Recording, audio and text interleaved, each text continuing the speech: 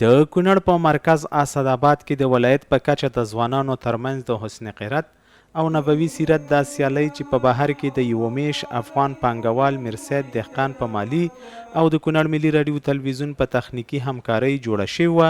د یوې لویې غونډې پر مهال یې بریالي زده کوونکي په جایزو وستایل شول. حاجي صاحب میرسید باندې غږ کوم چې د پروګرامونو ته ادامه ورکړي. دا د حاجي صاحب دپاره جاریه صدقه ده او د هغه دپاره د دنیا او د آخرت ګټه ده. تاسې وکتل نن دومره ډېر زده کوونکي په لږو امکاناتو تشویق شو چې دا ټولې دعاوې او د خیر او د برکت آثار به د حاجي صاحب میرسید دپاره د اجر او د ثواب یو مهم مصداق وي.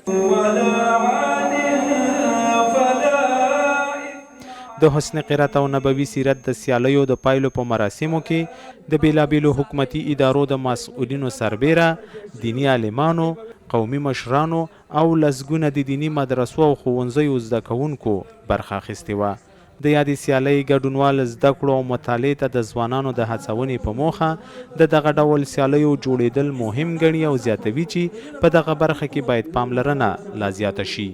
دغه ډول سیالۍ په ټولنه کې په ځوانانو باندې ډېر ښه اثر لري او مثبته نتیجه ورکوي تر څو د ځوانانو او د زده کوونکو ترمنځ یو سالم رقابت رامنځته شي او هغوی د خپل د محمد صلی الله علیه وسلم نبوي سیرت زده کولو ته وهڅېږي او د قرآن عظیم الشان زده کړې ته وهڅېږي. اسلامي امارت څخه ډېره مننه کوم چې زموږ د پاس زده کوونکو دپاره یې دغسې مسابقې په لاره اچولې دي او هیله دې کوم چې په آینده کې دغه مسابقې نورې هم لا زیاتې کړي.